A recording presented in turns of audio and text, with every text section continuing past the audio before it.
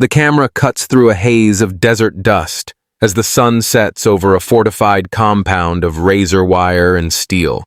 Somewhere behind those towering concrete walls sits a man whose name once struck fear across continents, a cartel kingpin who commanded armies, moved billions in narcotics, and ordered assassinations with a single word. Today, his world is reduced to a cell barely larger than a walk-in closet. This is not just a prison. It is a fortress of calculated isolation, designed for one mission only: to make sure men like him never again breathe the air of freedom or wield power beyond these walls. For decades, global drug cartels have waged wars on society, amassing fortunes so vast they rival small nations. With fleets of private jets, secret jungle airstrips, and armies of loyal soldiers, these criminal empires have outgunned local police forces and even challenged national governments. Every year, their battles for territory leave thousands dead and billions of dollars in illicit drugs flooding the streets. Traditional prisons proved powerless. Cartel bosses ran their empires from behind bars as easily as they did from penthouse suites. Bribes flowed like rivers. Corrupt guards smuggled cell phones, weapons, even party supplies into supposedly secure facilities. In some cases, cartel leaders simply walked out the front gate after paying the right price. Faced with criminals who operate like generals and corporations combined, governments had to rethink incarceration entirely. Enter the era of supermax facilities, prisons so severe they seem engineered for war rather than justice. In these places, every square inch screams security. Walls are thick enough to stop a tank shell, floors are laced with vibration sensors to detect tunneling, cells are designed to reduce sound so conversations can't travel, guards rotate on unpredictable schedules so no one can be bribed or blackmailed into forming alliances. But what really sets these prisons apart isn't just the concrete or the cameras. It's the psychological warfare. From the moment a cartel boss enters, his old life evaporates. No more henchmen, no more luxury. Even the sky is rationed. A single hour in a small, caged yard, often alone. Meals arrive through sealed slots. Conversations are monitored, visits are rare, and every letter is scrutinized. Isolation is the ultimate weapon. The world outside moves on. Power structures shift. Slowly, the aura of untouchability fades, replaced by something cartel leaders fear far more than bullets: irrelevance. Consider the capture of Joaquin El Chapo Guzman. Twice he slipped out of high-security Mexican prisons through bribes and audacious tunnel escapes. But when U.S. authorities finally locked him in ADX Florence, the Alcatraz of the Rockies, even his sprawling Sinaloa cartel couldn't break him free. There are no secret tunnels under the Rocky Mountains, no corruptible staff rotating at predictable hours, no chance for a whisper to reach the outside. His empire continues to operate, but he no longer runs it. Yet these fortresses raise a chilling question. How far should a society go to contain its most dangerous criminals? Human rights groups call some of these facilities inhumane, pointing to extreme isolation that can break the mind. Supporters argue that nothing less can prevent mass killings, drug epidemics, and international chaos. Whatever the debate, one fact remains. For cartel kingpins, these prisons are the endgame. They are the iron fist of governments saying, "You will not escape. You will not command. You will disappear." As we journey deeper into these shadowed corridors of steel and silence, you'll see the world's most fearsome strongholds, places built not just to punish, but to erase the influence of men who once ruled like monarchs of crime.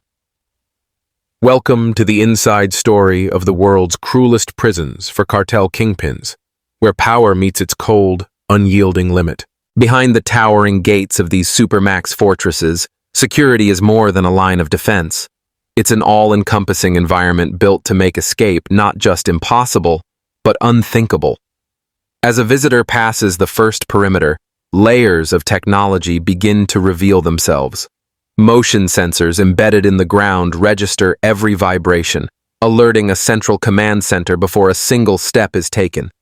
Cameras with thermal imaging sweep continuously, detecting body heat even in complete darkness.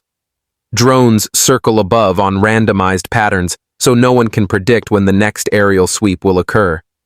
For the men inside, there is no such thing as an unobserved moment. The walls themselves are engineering marvels of containment. Poured concrete mixed with steel fibers forms barriers thick enough to withstand explosions and heavy artillery. Each wall is built in multiple layers with a hollow space between, a design that absorbs impact and muffles sound. Prison architects study not only traditional break-ins or breakouts, but also tunneling, explosives, and even aerial assault scenarios. At certain facilities, seismic sensors buried deep in the foundation detect even the faint vibration of a spoon scraping concrete. A single unexpected tremor sends guards racing to potential breach points within seconds. Cells are carefully crafted to limit any possibility of communication or manipulation. Doors are solid steel with small observation slots. Food passes through narrow hatches, so inmates never make direct contact with staff. Inside, everything from the placement of the toilet to the thickness of the glass in the narrow window is calculated to deny opportunity. Even the walls are angled to prevent inmates from attaching makeshift climbing aids. Lights remain dim but constant, disorienting natural sleep cycles and making shadows useless for concealment. Movement through these complexes is choreographed like a military operation. When a prisoner is transferred from cell to exercise yard, corridors are locked down section by section. Armed guards stand at each checkpoint, communicating through encrypted radio systems. Doors open and close in a sequence designed so no two barriers are unlocked simultaneously. It can take 15 minutes to move a single inmate a few hundred feet, and every step is recorded on video that is backed up to off-site servers. There is no chance for a sudden rush or a hostage scenario. Perhaps the most intimidating element is the command center, a room resembling an air traffic control hub, filled with screens that track every inch of the facility. Operators monitor heart rate sensors, temperature fluctuations, and real-time video from hundreds of cameras. If an inmate so much as presses too hard on a wall, an alarm can sound. Technology removes guesswork. The system assumes everyone is a potential escape artist until proven otherwise. These measures are not merely for show. History is filled with audacious escape attempts that pushed governments to escalate their designs. In Mexico, the Sinaloa cartel famously tunneled under a high-security prison to free its leader. In response, newer facilities installed deep concrete foundations and underground motion detectors. In the United States, the dramatic 1983 escape from a federal penitentiary, where inmates used a helicopter, led to aerial countermeasures and reinforced roof structures. Each notorious breakout becomes a blueprint for the next layer of defense. But security goes beyond hardware. It extends to the human element. Guard rotations are deliberately unpredictable, so inmates can't build relationships or identify weak patterns. Staff undergo constant background checks and psychological evaluations to prevent bribery or coercion. Any sign of financial trouble or suspicious contact can lead to immediate reassignment or dismissal. Some prisons even employ undercover teams who pose as maintenance workers to test whether the guards remain vigilant. For cartel leaders used to commanding armies of loyal soldiers, this relentless control is suffocating. No whispered orders can reach the outside. Conversations are monitored, and all mail is screened or redacted. Even attorney visits happen behind thick glass, with guards close enough to hear. Phones are banned, and any attempt to pass a message through code is met with instant disciplinary action. The very structure of the prison becomes a silent but powerful adversary, eroding influence day by day. Walking through these corridors, visitors often describe a heavy silence, an absence of life that feels almost unnatural. It is the sound of a system built to dominate every sense, every instinct to resist. For the cartel kingpins locked inside, it's a constant reminder.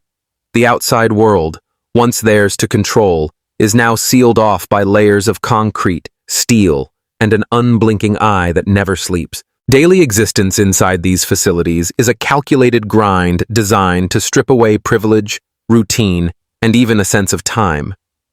For cartel kingpins, who once dined on luxury and issued orders to armies of followers, life is reduced to a narrow sequence of commands and restrictions. The cell itself is the center of their world, roughly the size of a parking space, with a metal bed bolted to the wall, a steel toilet, and a narrow slit of a window that lets in only a thin blade of daylight. Every object is deliberately indestructible and immovable, denying the possibility of hiding contraband or carving escape routes. The day begins long before sunrise with a harsh buzz from an electronic speaker. Guards conduct a head count without a word, scanning barcodes and confirming every movement against digital logs. Breakfast arrives through a stainless steel slot, a small portion of bland, nutritionally balanced food meant to sustain, not delight. There is no human exchange, just the scrape of the tray sliding in and the metallic clang as the hatch locks again. Communication is almost non-existent. Prisoners in solitary confinement rarely see another inmate face to face. Conversations with guards are limited to short instructions or security checks. Mail is censored line by line, and visits, when allowed, occur behind thick glass under constant surveillance. Phone calls are timed to the second and recorded. For a cartel boss accustomed to directing complex networks, the silence can be more punishing than any physical barrier. Experts describe it as the slow erosion of power, a psychological dismantling that often breaks even the most defiant personalities. Exercise is rationed to perhaps 1 hour a day in an outdoor pen no bigger than a single-car garage. The yard is usually enclosed with high concrete walls or chain-link fencing topped by razor wire, allowing only a patch of sky to be visible. Some facilities alternate exercise times so that no two inmates share the space, eliminating the chance for alliances or hidden exchanges.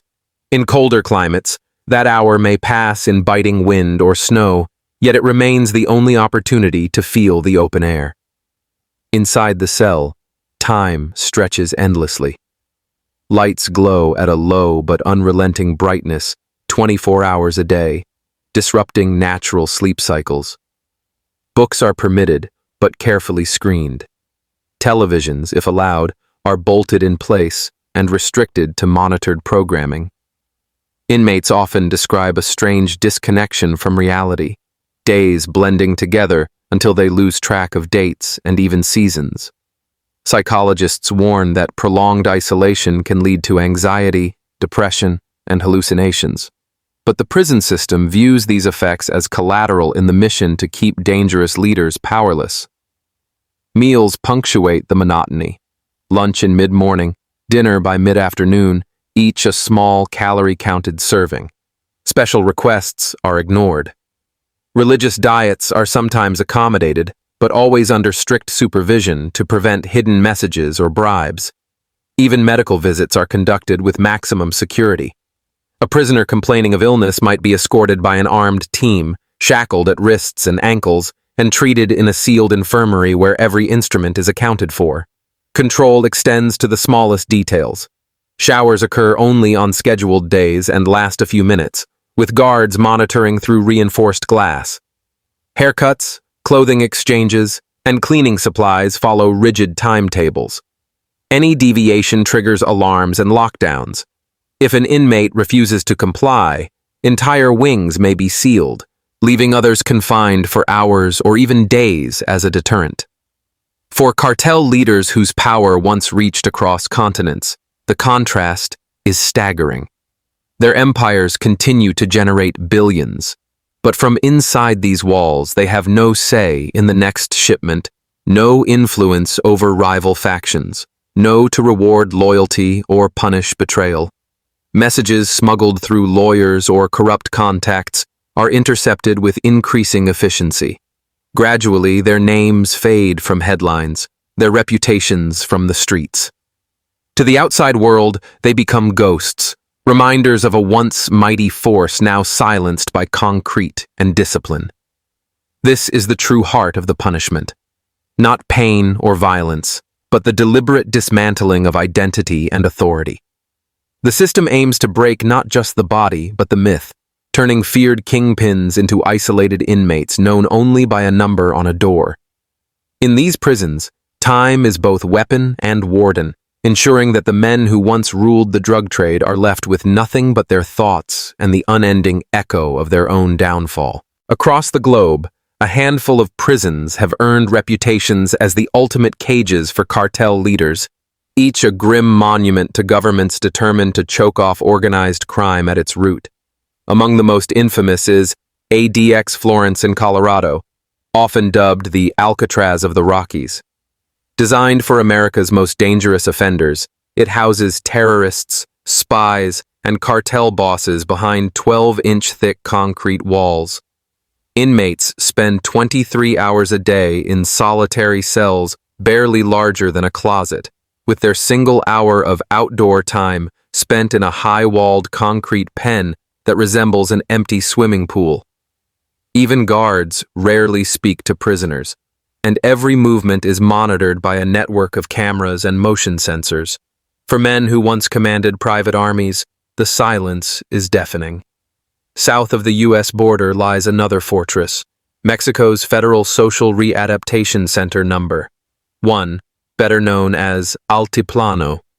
This is the prison that once held Joaquin El Chapo Guzman before his daring tunnel escape in 2015, a feat that embarrassed authorities and exposed weaknesses in what was supposed to be an impenetrable facility.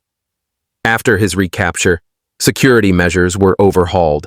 Seismic sensors were buried deep underground, surveillance systems were upgraded, and staff rotations became unpredictable to eliminate any pattern of corruption. Today, Altiplano remains a top destination for Mexico's most dangerous cartel figures, a symbol of the state's resolve to keep them locked away. Colombia's La Tramacúa stands as another stark example.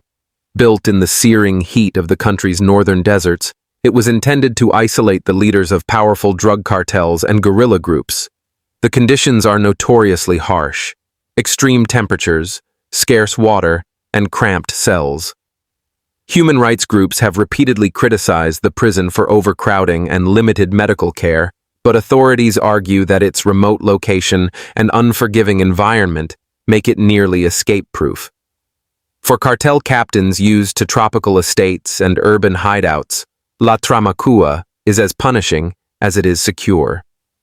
In Europe, Spain's Puerto III prison near Cadiz plays a quieter but equally critical role in containing international drug traffickers who use the Mediterranean as a gateway. With layered electronic defenses and a rigorous inmate classification system, Puerto III is designed to separate high-risk cartel members from potential collaborators. Advanced surveillance technology allows guards to detect even the subtlest attempts at smuggling messages, ensuring that no kingpin can coordinate operations from behind bars. Even smaller nations have constructed their own extreme facilities to meet the cartel threat. In Honduras, El Pozo, officially known as Western Preventive Detention Center, was built specifically to house leaders of the country's violent gangs and drug trafficking networks. Here, the architecture focuses on isolation and control. Thick, reinforced walls, labyrinthine corridors, and heavy restrictions on visitation. Authorities credit the prison with sharply reducing gang-related violence inside the system, though critics warn that such intense confinement may only harden inmates further. Despite their different locations and designs, these prisons share a single goal: to sever every line of communication between the inmate and the outside world. They are laboratories of control, testing the limits of architecture, technology, and human endurance. Their existence sends a message to cartel leaders everywhere. No matter how vast your network or how deep your resources, there is a place designed to hold you. But these facilities also ignite controversy. Human rights advocates argue that the extreme isolation, often 23 or 24 hours a day alone, amounts to psychological torture. Studies link prolonged solitary confinement to depression, hallucinations, and irreversible mental damage. Governments counter that such measures are necessary to prevent escapes, murders, or the continuation of cartel operations from within. The debate is fierce. Should a justice system prioritize absolute security over human dignity, or is the very nature of these criminals so exceptional that extraordinary measures are justified? For the men confined inside, those arguments mean little. Their daily reality is one of silence and concrete, cut off from the empires they once ruled. Each locked door, each layer of razor wire, is a reminder that their power has been stripped away. The prisons themselves become symbols, not just of punishment, but of the world's refusal to let cartel violence go unchecked. And for every aspiring drug lord watching from the outside, they stand as a stark warning.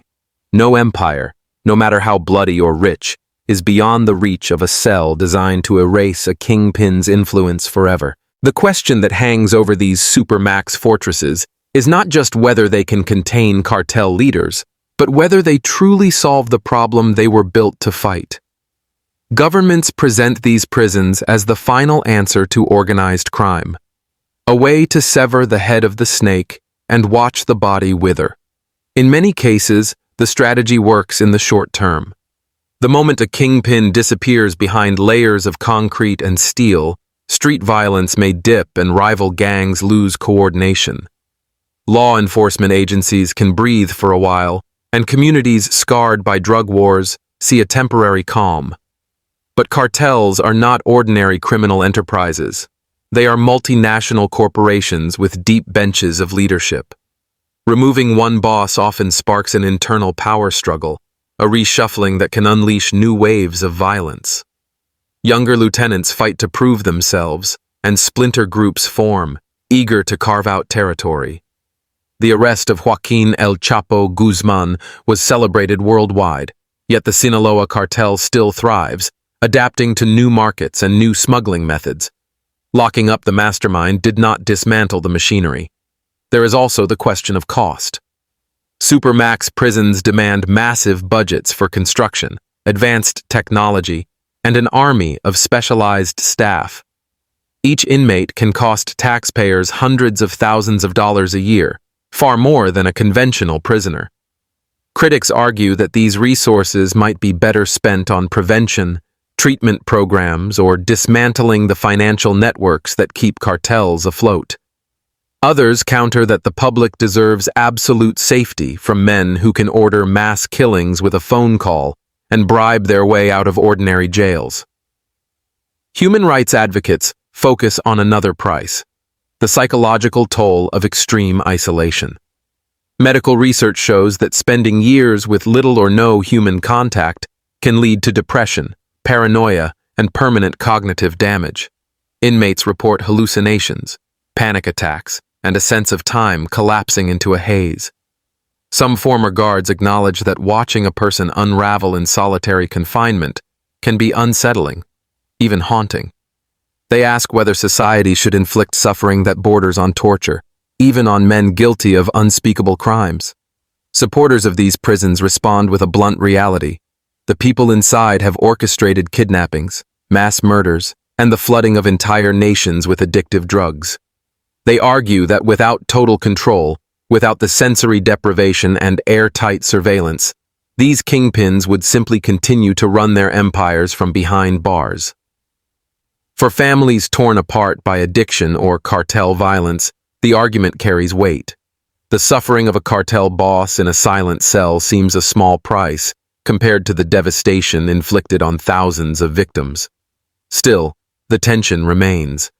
Can justice be served by erasing a person's connection to the world, or does that erasure diminish the very society that demands it? Around the world, courts and watchdog groups continue to debate where the line lies between necessary security and cruel punishment. Some nations have begun experimenting with limited reforms, carefully supervised group programs, mental health counseling, or gradual reintroduction to social interaction. Others remain unyielding, insisting that even a single lapse could trigger a deadly escape or allow cartel business to resume. For the inmates themselves, these philosophical battles mean little. They wake each day to the same unchanging routine, the same echo of footsteps in endless corridors, the same knowledge that the outside world has moved on without them. Their empires evolve, their rivals rise and fall, but they remain frozen in a place built to erase them. To the public, they are legends turned into cautionary tales, proof that no amount of money or power can outlast the reach of law.